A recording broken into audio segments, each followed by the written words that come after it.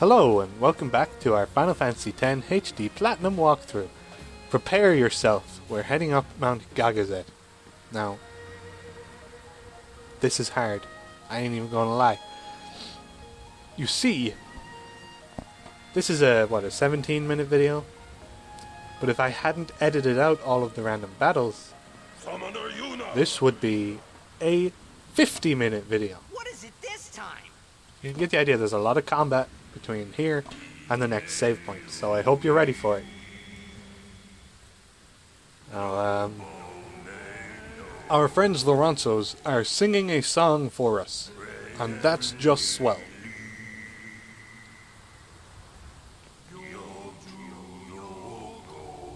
Yoko yo yo yo yo. But anyway.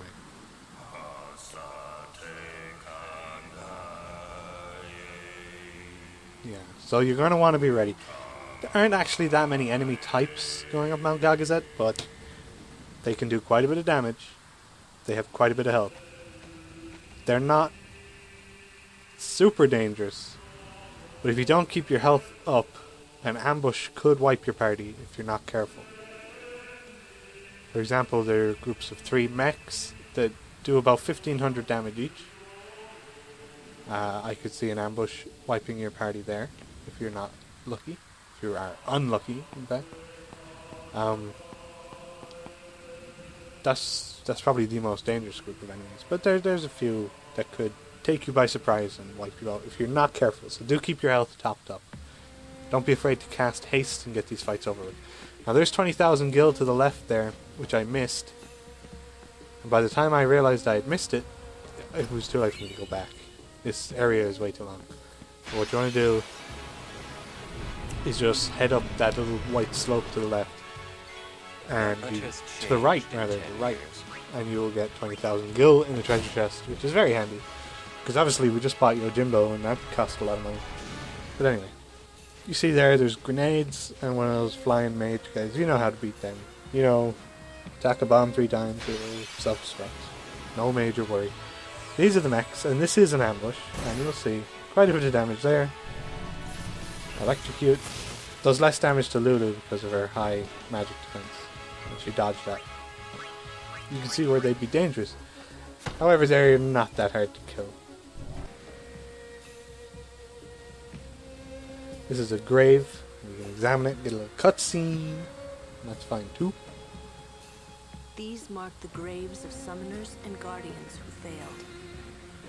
Oh, excuse me.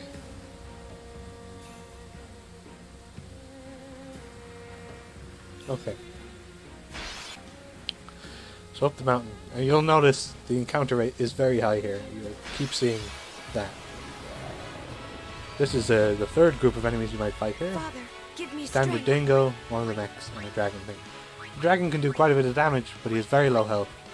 He's only got about 2,000 health, so Orin can kill him very easily. Other than that, there's nothing too special about these guys. The Dingo obviously does, I think, silence when he bites you. But whatever, you can cope with that.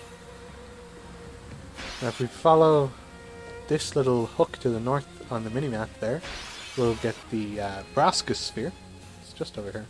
Which is the last sphere we needed to get, so yippee. Yippee! We got it! Hello, Yuna. I hope you are well.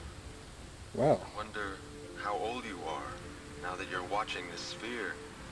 You must be very beautiful, like your mother. I wish I could see you.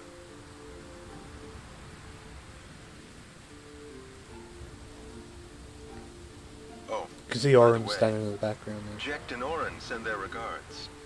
So far, our journey has been very entertaining. Of course, it is a hard journey, but I have no regrets. It is the path I have chosen. Yuna, when you have grown, you will have to find your own path. There's Jecht. Do what you must do the way you want to do it. Doors will always open themselves to those who do. Listen close, Yuna. Your future is yours to make. Live the way you want to. Whatever way that may be, you have your father's full support. From beyond the grave! I will always be So, with you. I think a lot of people agree that a prequel would have been cool, where you play through Braska's pilgrimage. We didn't get that. What we did get was Final Fantasy X-2, which is alright in its own way. Now we got the trophy there, Messenger from the Past, which is for getting all of the Jecht spheres, which we just did. We also got Orin's 4th Overdrive Tornado, which can eject an enemy from the battle by whipping them up in a big tornado. You won't really be using it. So here is a Yeti, maybe? I think maybe that's called a Yeti, I'm not sure. And 2 flowers. Flowers do the same bullshit they've always done. They're called grats. These flowers, grat. So I'm just going to hit him with Braska, and you'll see that does about 3,000 damage. I just wanted to show that for comparison's sake, because we're going to significantly boost Lulu in a moment. But not here, I must have picked up an item or something and wanted to have a look at it. But don't worry about that. Okay, forget about that already. It's done. It's over with. You can see I've got better things I could equip her with here already, but screw it. Stick with what I've got for now. There's another grave. Another short cutscene. Summoners that die appear. Aren't sent to the far plane. Uh-oh. Ghosts. Why not? Who would send them? They die alone. Oh, that's sad. That makes me So sad. that means Many have become Thieves. thieves. Oh no. And they may want Yuna's company. well, Yuna will be fine. You're right. Yeah! Now here, I'm going to turn down this way, but I recommend you head straight. Because there's an item up there. I'm only going to have to go turn around and go back and get it once I realized I'd missed it. So you can save some time by going to get it now. Other than that, that's Curaga, which is handy to have. And of course agility increased by 4. Any of these plus 4s, they make a significant difference. You can almost feel them after one upgrade. But Curaga is a little bit overkill right now. It cures way more than we need it to. And it costs a lot of MP, but it's definitely good to have in the future. So pick it up as you pass by, there's no reason not to. My Kamari is now in possession of all the level 3 spells, which is nice, but I'll probably never cast them with him. You know, whatever, it's just give him something to do. Some defense and evasion maybe? Yeah, evasion for Waka. And for Orin, we're just gonna go up here, we get some strength and speed. Agility, I should say, not speed, but whatever, man. And again, for Titus, this is a plus 4 strength sphere, I'm pretty sure. So yeah, that's handy to have. And some defense and MP for Riku. The only thing, when is Riku ever going to use MP? But Mug does cost 10 MP, so if you're mugging a lot, you get it. So anyway, I'm heading down here, I recommend you not. But we'll be heading back up that way anyway in a minute, so don't worry about it. I will show you what is in the chest. You can decide for yourself whether you want to go up or not. Now here's Once. Greetings, Lady Yuna. My name is Once. Hello, Once. Nice to meet you. We have met several times before, right? Not running today? I have no idea who they're talking about Carry there. on my brother's business. I played through this game a bunch of You times met and him, I I think. don't I've got recall a him as a 20 runner. Merchant extraordinaire. I don't know. Wait, you're that guy's brother? Obviously I haven't been My paying brother attention. wanted to come help Lady Yuna, but the temple imprisoned him for helping traders. Not a Waka. They imprisoned him because of us? He doesn't feel regret guilty. it though. In fact, he told me before they took him, "Don't worry about me. Just go help Lady Yuna." But why What would a your bro. brother do this for us? Well, Money, money, money, hey, money, this money. isn't the time for talking. There's dealing to be done. Welcome to Owaka's. Right. Now there is one thing we want to buy here, which is the booster cactuar. Now you can see it's very expensive, but it's worth buying. It's got plus 15% for Lulu on her magic, plus it's got magic booster, which it's a genuine boost. So I'm going to buy it. I'm going to equip it.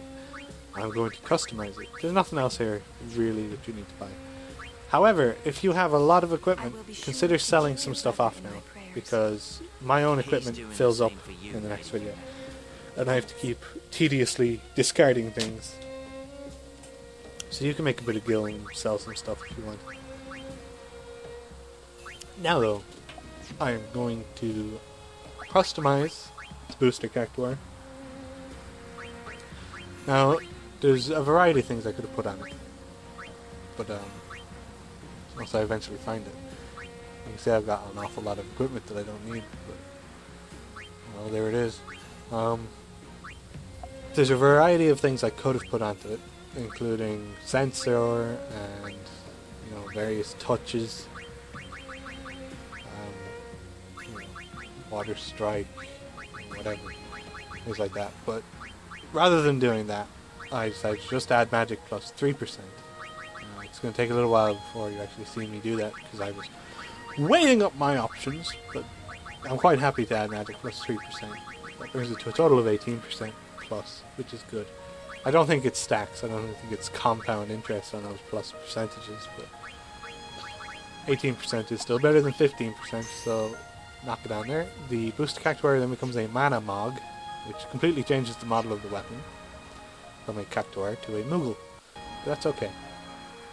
So I had to split the video there because that was about 30 minutes of recording, and I find the quality starts to dip after that. Just to explain that little flash of black. Now I'm heading back up to the item that I missed. So, how shall we Just do to show the strength of that booster mog, since I'm here. Now, these guys would have taken about 4,000 damage from Thundaga, and now they take 9,000. So we have effectively doubled Lulu's magic power, which is certainly not to be sniffed at. And it keeps her relevant for a little while longer. So, down there is double cast, which is very useful, and some locks of various strengths. There's a level 3 lock, there's a bunch of level 4 locks. Now level 3 key spheres are very rare, and we won't be getting any for a while. But we're coming up to level 3 locks for nearly every character. So, once I reach those locks, I'm going to sit at them for a while. Because there's an enemy in the next area that can drop level 3 key spheres. However, he drops them as a rare drop, so it's very, very rare to get them from him. I did grind for about an hour on him, trying to get them, and I got about 3 of them. So, it's up to you whether you want to wait, but even if you go past those level 3 locks, you will very quickly come to the end of each character's sphere grid, which is, in most cases, a level 3 lock. So, either way, you're going to be sitting there for a while. However, you can use friend spheres, return spheres, and teleport spheres to move to other parts of the grid and bypass the level 3 locks. Eventually, once we do enough monster arena stuff, we'll be able to farm for level 3 key spheres relatively easily. Actually, will we? No, actually, I think eventually we'll be able to bribe an enemy for them relatively easily. They cost like 150,000 for 2 or something. But I know that sounds like a lot of money, but by then, money will be almost meaningless to us, because we'll have various abilities and some very strong enemies that we can farm for gil. We will be raking in the dash when we need to, don't worry. For now, I'm going to head Lulu down here. You could bypass this area if you wanted to, because we're not going to get the level 3 key spheres for a little while. If you move her along her normal path, she'll get to flare a little bit sooner, which is a strong non-elemental spell. It's not ultimate, but it is strong. But it's up to you. Ultimately, the decision is yours. You head down there, little sneaky hidden area. There's a HP sphere, and I believe a level 4 key sphere. Yes, so just to put that home, let's sort these automatically. Down at the bottom of the list, we will find our key spheres. So you can see I've got level 1, 2, and 4. I've already got 2 level 4 key spheres, no level 3. Because level 3 are oddly the rarest. So I got a weapon from an enemy there. I'm just going to take a look at it. It was Kotetsu's counterattack. It's fine if you like counterattack, but I don't. So moving on.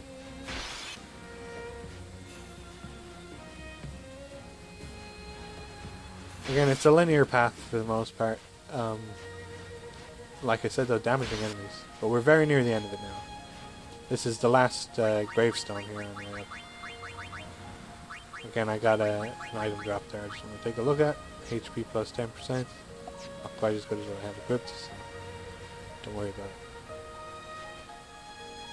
All this way only to fail. It must have been tough. Yes, I can imagine it being somewhat depressing. Now, as we make our last ascent here towards the peak, I must warn you that in the next video we will be fighting probably the most infamous boss in the game. A lot of people have trouble with this guy on their first playthrough. I actually got very lucky in my fight. He didn't do much of what he can do. But if you want to wait and not fight him until the next video is up, if you are actually following this guide as a guide and not just as a let's play or whatever, then that'll be in the next video, and it should be up I don't know, a few hours after this one or the following day or whatever. But anyway, he's not that scary. There's a save point right before him, so you can try to find him by yourself. As you can see, I'm heading down to that level 3 lock there for Lulu, and we're going to wait there for a while with her, and then eventually give up waiting, because I got frustrated with trying to get the drops. So whether you wait or not is up to you. There's one there for Riku, with a bunch of strength behind it, but that's not worth waiting for. Riku's not an attacker. But anyway, I would also say that during the course of this video, I got the trophy Master of Acquisition, or whatever it's called, for stealing 200 times with Riku. So you'll either get that now, or before me, or after me, but you'll get it at some point. It's a very simple trophy to get. So thanks for watching, guys, and I'll see you next time.